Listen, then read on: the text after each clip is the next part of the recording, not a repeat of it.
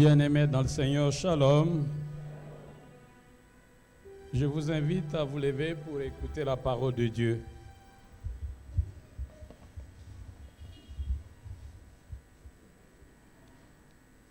Nous lisons dans le livre des Actes des Apôtres, au chapitre 10. Actes des Apôtres, chapitre 10.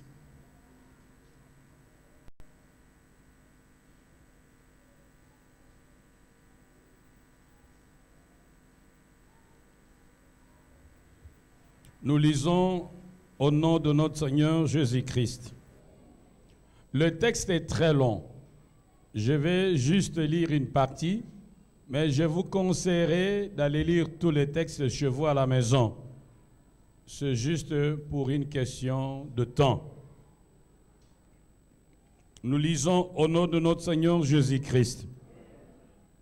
Il y avait à Césarée un homme nommé Corneille, centenier dans la cohorte dite italienne.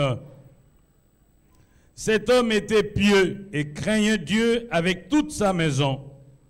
Il faisait beaucoup d'aumônes au peuple et priait Dieu continuellement. Vers la 9e heure du jour, il vit clairement dans une vision un ange de Dieu qui entra chez lui et qui lui dit « Corneille !»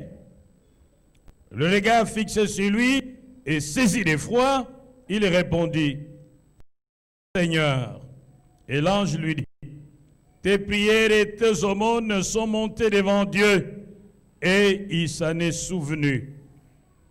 Envoie maintenant des hommes à Joppé et fais venir Simon surnommé Pierre. Il est logé chez un certain Simon corroyeur dont la maison est près de la mer. » Dès que l'ange qui lui avait parlé fut parti, Corneille appela 2 de ses serviteurs, un soldat pieux d'entre ceux qui étaient attachés à sa personne. Et après leur avoir tout raconté, il les envoya à Joppé. Nous disons Amen. Veuillez vous asseoir.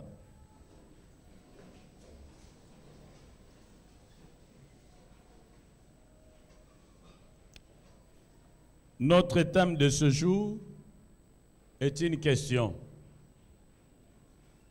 As-tu besoin d'une religion ou d'une relation pour renouer avec Dieu, pour entrer dans la gloire de Dieu? C'est la question qui nous est tous posée. Prions. Nous te bénissons, notre Père et notre Dieu, pour la grâce que tu nous accordes d'écouter ta parole. Viens et parle à chacun de nous dans la puissance du Saint-Esprit, au nom de Jésus-Christ de Nazareth. Amen. As-tu besoin d'une religion ou d'une relation pour renouer avec Dieu, pour entrer dans la gloire de Dieu? Bien-aimé, Dieu a créé l'homme pour vivre en relation avec lui. Mais l'homme a préféré son indépendance. À cause de ce choix, la relation avec Dieu a été rompue.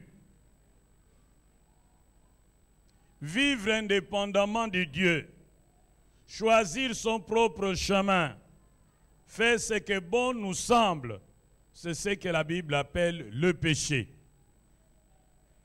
Et la Bible dit, car tous sont péchés et sont privés de la gloire de Dieu. Oui, le salaire du péché, c'est la mort. Mais le don gratuit de Dieu, c'est la vie éternelle en Jésus-Christ, notre Sauveur. Depuis cette rupture de relation entre l'homme et Dieu, intervenue à la suite de la rébellion de l'homme vis-à-vis de Dieu, l'homme mène une vie d'insatisfaction totale. Et il cherche à renouer avec Dieu. Les textes sous examen nous montrent la pensée de l'homme et celle de Dieu pour régler la question de la séparation qui les oppose à cause du péché de l'homme. Nous revenons à notre question du départ. Pour renouer avec Dieu, l'homme a-t-il besoin de la religion ou d'une relation? Pour cela, nous allons tour à tour définir ce que nous entendons par religion et relation. Ensuite, nous allons voir ce que l'homme fait pour renouer avec Dieu. Après, ce que Dieu exige que l'homme fasse pour renouer avec lui. Et enfin, comment l'homme doit-il s'y prendre? Avant d'aller plus loin, il est important que nous sachions que la pensée de Dieu n'est pas la pensée de l'homme. Autant les cieux sont élevés au-dessus de la terre, autant les pensées de Dieu sont élevées au-dessus de nos pensées. Autant l'Orient est éloigné de l'Occident, autant les voies de Dieu sont éloignées de nos voies. La religion. C'est quoi? Il n'y a pas une définition consensuelle qui s'imposerait d'une façon apodictique à tout le monde. Il n'y a que des définitions approximatives de la religion. Pourquoi? Parce que la religion est une réalité polymorphe, complexe et indéfinissable. Il y a plusieurs définitions qui se complètent. Pour notre part, nous définissons la religion comme un ensemble de voies et moyens que l'homme utilise pour se relier à Dieu. Et c'est traduit par des croyances, des pratiques en rapport avec le transcendant, réglant en même temps les rapports avec la communauté qui partage ses croyances et les autres. Dans toute religion, nous aurons l'histoire, la doctrine et l'éthique.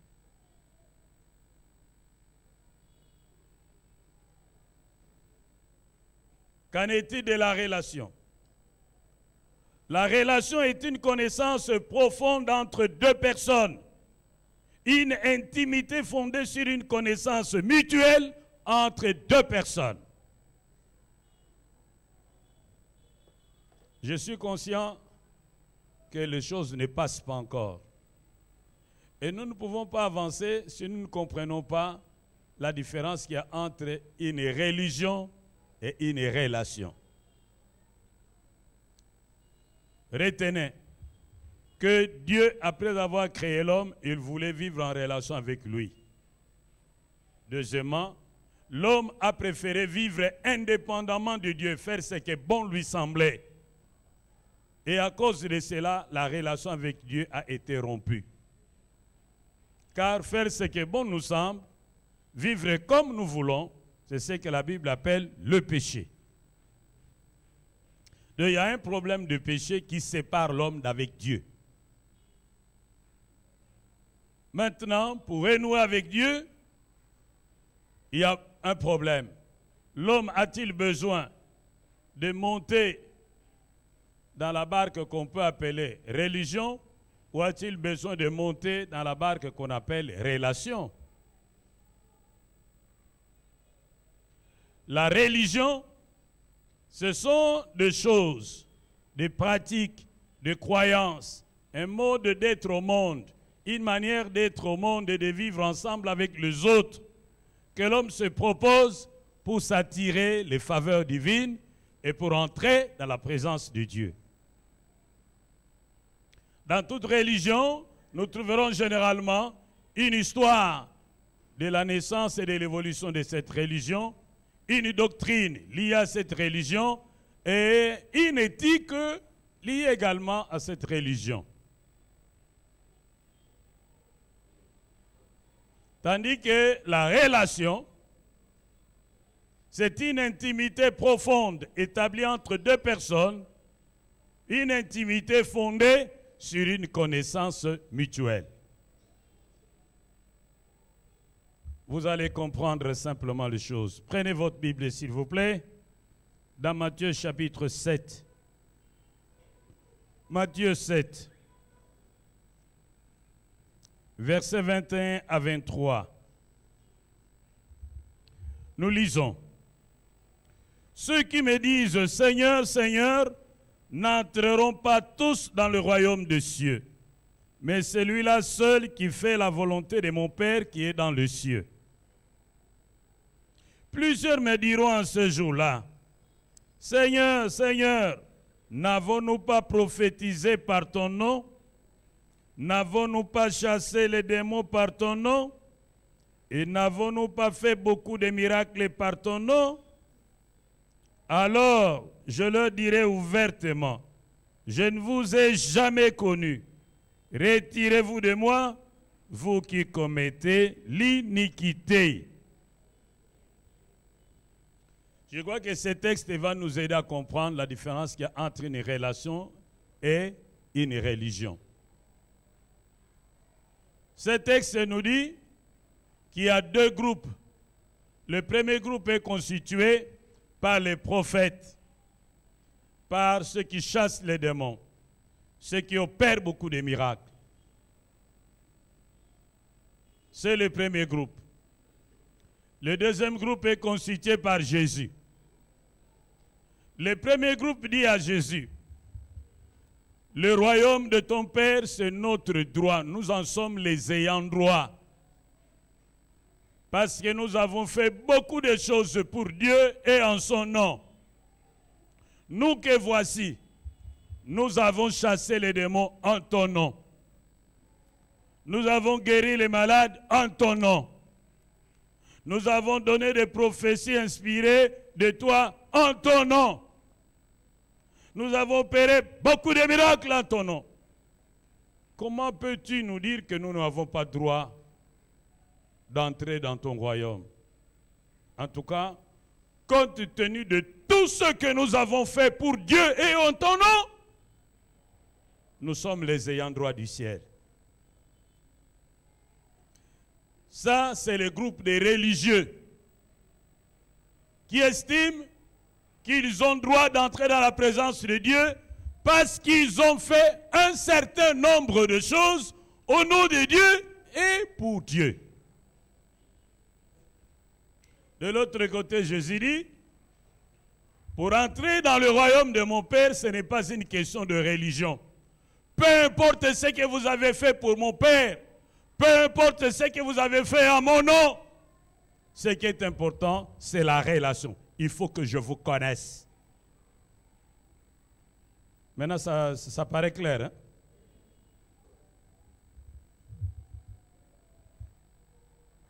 Jésus dit que pour entrer dans son royaume, il faut une relation entre vous et lui. S'il ne vous connaît pas, peu importe ce que vous avez fait pour Dieu et en son nom, vous n'entrerez pas. Vous n'êtes qu'un pécheur religieux perdu, voué à la mort.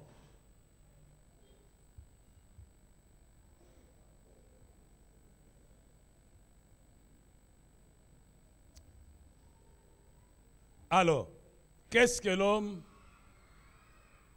pense faire pour renouer avec Dieu?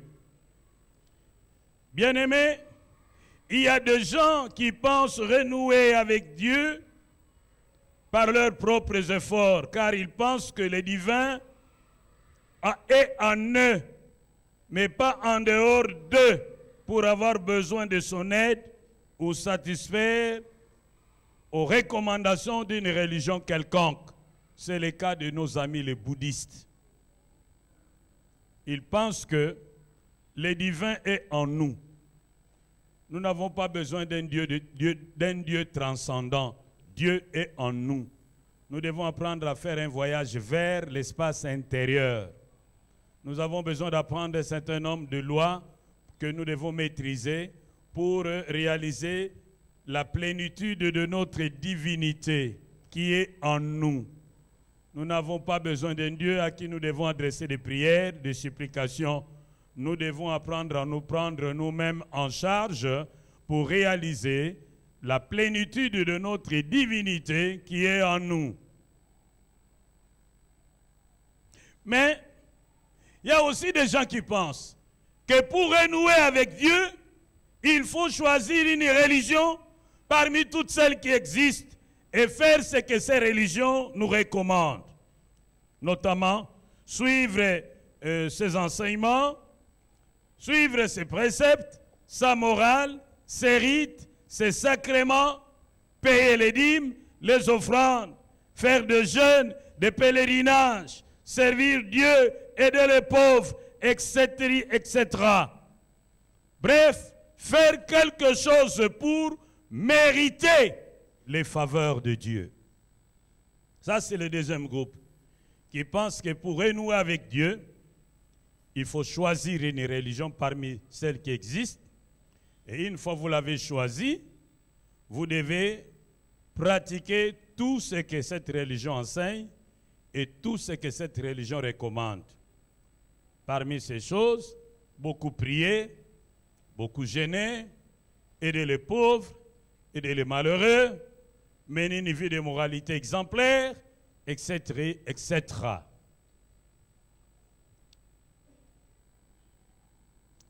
Mais que pense Dieu de toutes ces choses? Dieu dit que l'homme ne peut pas renouer avec lui par ses propres efforts. Tout ce que l'homme peut faire pour entrer dans la présence de Dieu, c'est une peine perdue.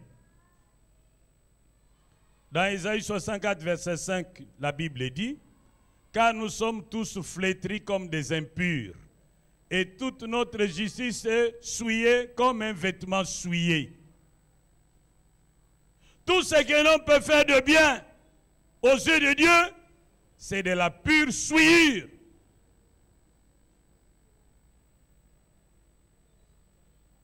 Dans Jérémie chapitre 13, verset 23, Dieu dit, un léopard peut-il ôter les taches de sa peau?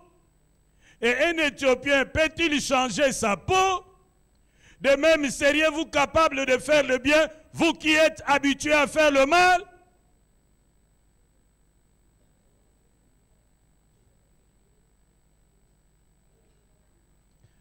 Dans Hébreux 9, verset 22, la Bible dit, et presque tout d'après la loi est purifié par le sang.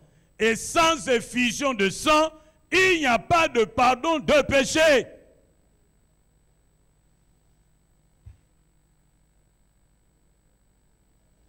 Bien-aimés, Dieu ordonne à tout homme d'avoir une relation avec Jésus-Christ.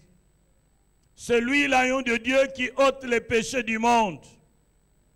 C'est Jésus-Christ qui est mort pour expier nos péchés. C'est lui qui a subi le châtiment à notre place pour nous réconcilier avec Dieu. Et dans 2 Corinthiens 5, 19, il est dit que Dieu étant Jésus-Christ réconciliant le monde avec lui-même, en n'imputant point aux hommes leurs offenses, mais il a chargé nos offenses sur son Fils Jésus.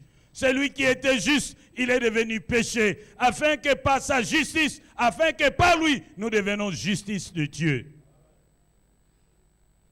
Bien-aimés, Dieu a accepté le sacrifice de Jésus-Christ à la croix à notre place.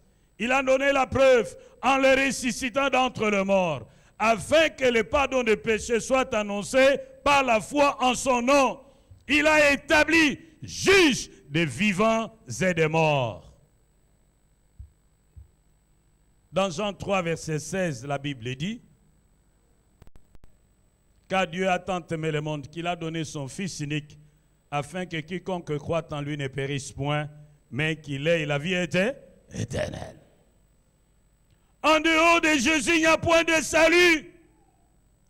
C'est pourquoi Dieu a ordonné à Corneille de faire venir Simon, surnommé Pierre, pour qu'il lui expose la voie du salut.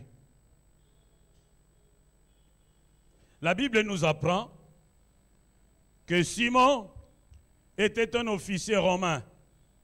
À cette époque-là, Israël était sous la domination, la colonisation italienne, romaine. Mais la Bible nous apprend que cet officier aimait Dieu. C'était un homme qui avait un profond respect pour Dieu. On dit il était pieux. C'était un homme qui craignait Dieu. Il faisait tout pour ne pas offenser Dieu. C'était un homme qui priait continuellement. La prière était son mode de vie. C'était un homme extrêmement généreux. Il aidait les pauvres et il donnait beaucoup aux pauvres qui ne pouvaient pas lui rendre l'appareil. Lorsque vous allez prendre votre Bible, vous allez lire chez vous à la maison, il est dit, prenez votre Bible. Au verset 22, ils répondirent, Corneille, centenier, homme juste et craignant Dieu, de qui toute la nation de Juifs rend un bon témoignage. C'était pas n'importe qui. Toute la nation juive, même les juifs les plus compliqués, les juifs qui n'avaient aucune considération pour le païen et qui savaient pertinemment bien que c'était un incirconcis, ils devaient le mépriser, mais tout le monde le respectait parce que tout le monde savait que c'était un homme juste, il est au-dessus de reproches, c'était un homme intègre, jouissant d'un bon témoignage. Ces prières étaient efficaces, nous dit l'ange. C'est l'ange qui témoigne. Dieu a entendu tes prières. Ces aumônes étaient faites avec amour. C'est pourquoi l'ange dit, Dieu s'est souvenu de tes aumônes. Mais malgré tout ça, Dieu dit, tu es à côté de la plaque. Tu n'es qu'un pécheur religieux perdu. Et si tu continues comme ça, tu iras en enfer. Mais je vois que tu as le souci de venir où je suis. Alors fais venir Pierre pour qu'il t'explique comment procéder. Oh, nous disons bien Amen. Corneille était un religieux, mais perdu. Selon Dieu, Corneille était un pécheur religieux perdu. Malgré sa piété, il était perdu. Malgré la crainte qu'il avait de Dieu, il était perdu. Malgré ses aumônes, il était perdu. Malgré son bon témoignage, il était perdu. Malgré son intégrité, il était perdu. Malgré sa vie de prière intense, il était perdu. Malgré ses expériences spirituelles sublimes, il était perdu malgré ses visions. Il était perdu malgré les visitations des anges. Il était perdu malgré son oreille spirituelle ouverte pour saisir la voix de Dieu. Il était perdu. Vous aurez compris avec moi que ce que nous faisons au nom de Dieu, ou pour Dieu, ou pour ses serviteurs, ou pour les autres, peut nous apporter de bénédictions de la part de Dieu, mais pas le salut.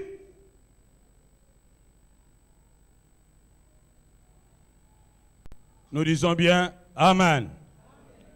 Je ne vous entends pas, dites bien Amen.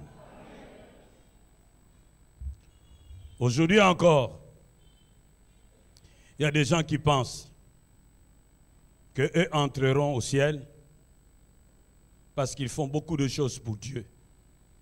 Ils nettoient l'église. Ils payent les dîmes, payent les offrandes, payent les actions de grâce.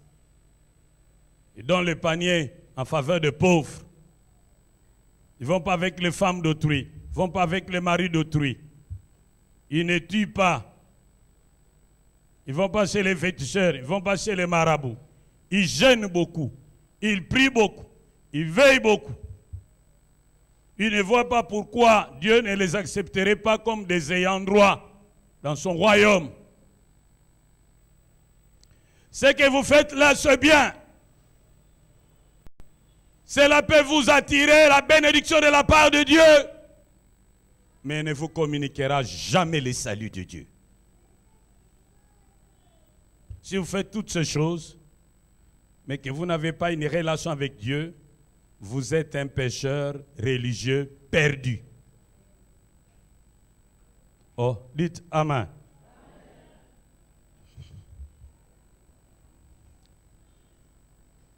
Mais que faire alors pour être sauvé? Il faut avoir une relation personnelle avec Jésus. Il faut que tu connaisses Jésus et que Jésus te connaisse. Et que vous soyez dans une relation intime avec lui. Mais que faire pour avoir cette relation intime avec Jésus? Nous n'allons pas trouver la réponse ailleurs. Nous rentrons près de Jésus. Dans Marc 1, verset 15, Jésus commence son ministère et il commence à prêcher. Le royaume de Dieu est proche. Ceux qui veulent entrer dans ce royaume, répentez-vous.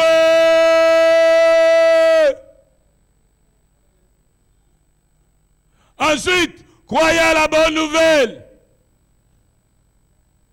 Le royaume de Dieu est proche. Ceux qui veulent entrer, répentez-vous et croyez à la bonne nouvelle. C'est quoi la repentance? Se repentir, c'est reconnaître devant Dieu et devant les hommes qu'on n'est pas parfait. Se reconnaître devant Dieu et les hommes que vous avez mal agi. Regretter d'avoir offensé Dieu et prendre la résolution de renoncer au péché. C'est cela la repentance. Celui qui se repent doit faire demi-tour et tourner le dos au péché. Que celui qui volait et qui se repent ne vole plus.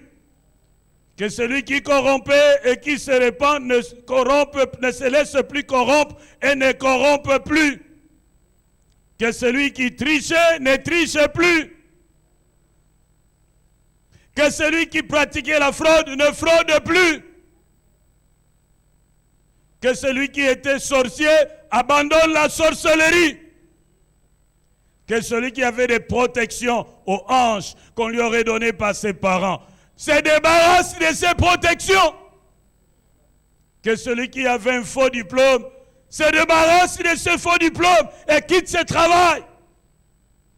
Que celui qui avait une fausse carte militaire se débarrasse de cette fausse carte militaire et commence à payer les taxibus.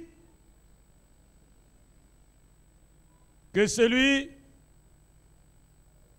qui était soulard abandonne son ivresse et vienne à Christ. Nous disons Amen.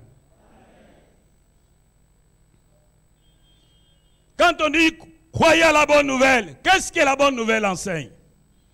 La bonne nouvelle enseigne que Jésus est vrai Dieu, vrai Dieu de vrai Dieu et vrai homme de vrai homme. Vous devez le croire.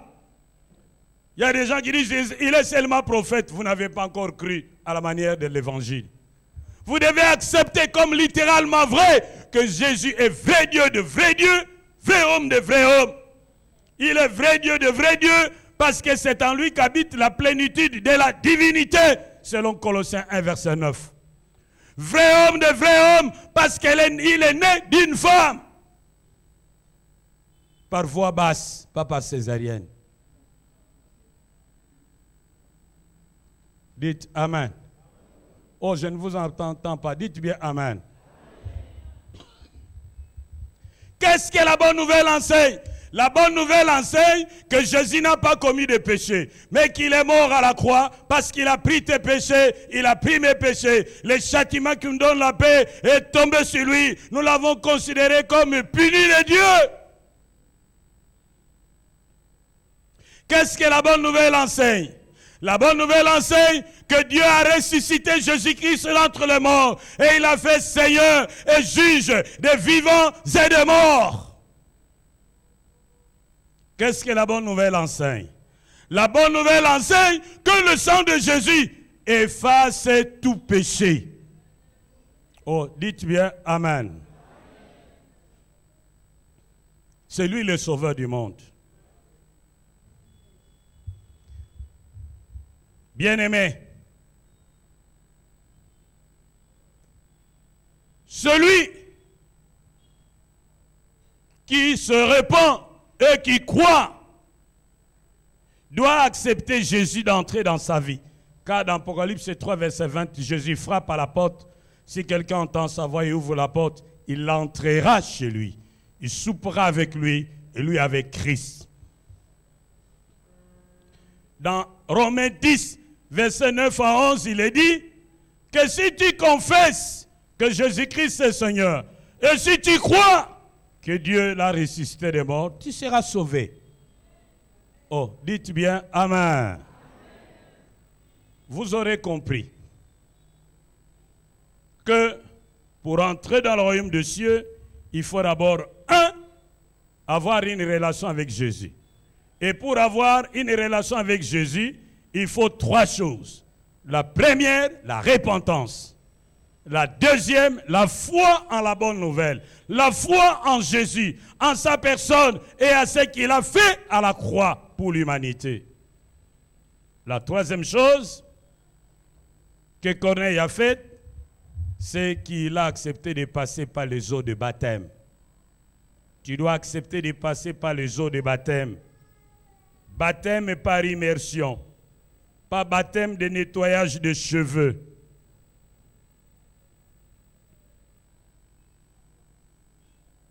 Bien-aimé, si et seulement si tu as fait ces 3 choses, tu t'es repenti, tu as placé ta foi dans la personne et dans le travail que Jésus a fait à la croix de Golgotha, et tu es passé par les eaux de baptême, alors tu peux te dire, j'ai une relation avec Jésus-Christ de Nazareth. Je le connais et il me connaît. Oh, dites bien Amen. Tourne vers ton frère, pose-lui la question. Est-ce que tu connais Jésus? Pose-lui la question. Maintenant, pose-lui la deuxième question. Est-ce que Jésus te connaît? Pose-lui la deuxième. Et puis termine, est-ce que vous connaissez? Pose-lui la question. Si vous dites que je connais Jésus, vous n'êtes pas différent des sorciers et des démons. Les démons connaissent Jésus, les sorciers connaissent Jésus. Mais le problème, c'est que Jésus ne les connaît pas. Il n'y a rien entre eux et Jésus. Ce qui est important, je connais Jésus et Jésus me connaît. Oh, dites Amen. Ceux qui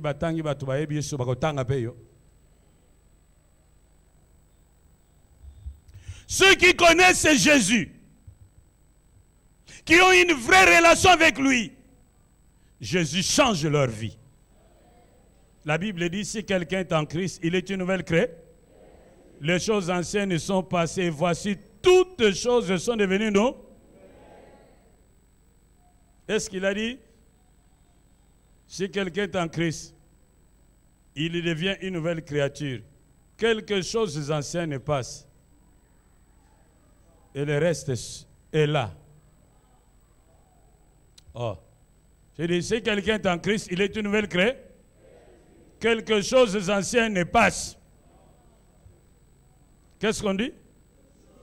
Toutes choses sont devenues nous. Un nouveau langage. Un nouvel habillement. Une nouvelle coiffure. Un nouveau maquillage. Une nouvelle démarche. Un nouveau sourire. Une nouvelle couture. De nouvelles jupes. Une nouvelle manière de porter son pantalon. Ce n'est plus un pantalon qui fait peur aux gens qui sont derrière, qui pensent que ça va tomber, mais un pantalon qui serre bien le rein. Nous disons bien Amen. Tout change.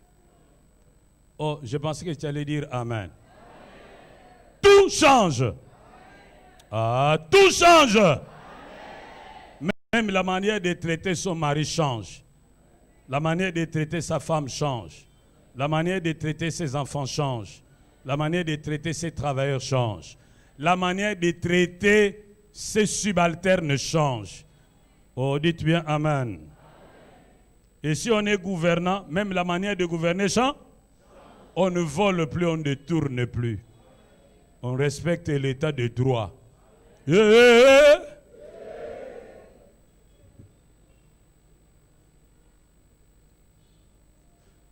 Si vraiment tu as une relation personnelle avec Jésus, l'amour de Dieu va grandir en toi et l'amour du prochain se manifestera également en toi.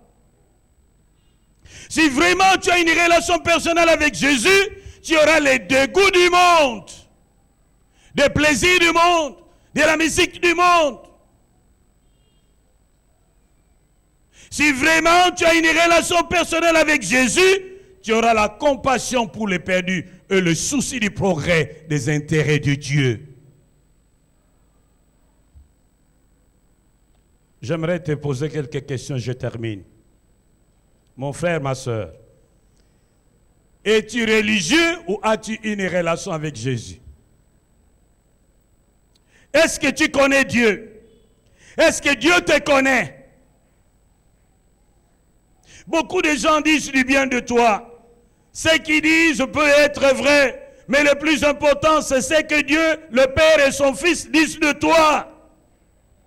Si tu n'es pas sûr d'avoir une relation personnelle avec Jésus, aujourd'hui est un temps favorable.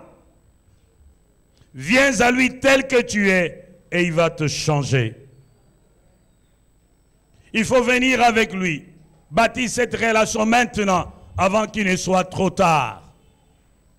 Avant qu'il ne te réunisse au dernier jour. Yake pa na Yesu sika, luka moyo zala na relation na ye, polobi ya wanga na yote. Tu nettoies l'église, c'est bien, mais as-tu une relation avec Jésus? Tu payes les dîmes, c'est bien, mais as-tu une relation avec Jésus? Tu donnes tes offrandes, c'est bien, mais as-tu une relation avec Jésus? Tu aides les pauvres, c'est bien, mais as-tu une relation avec Jésus? C'est toi qui m'as acheté cette veste, c'est bien, mais as-tu une relation avec Jésus?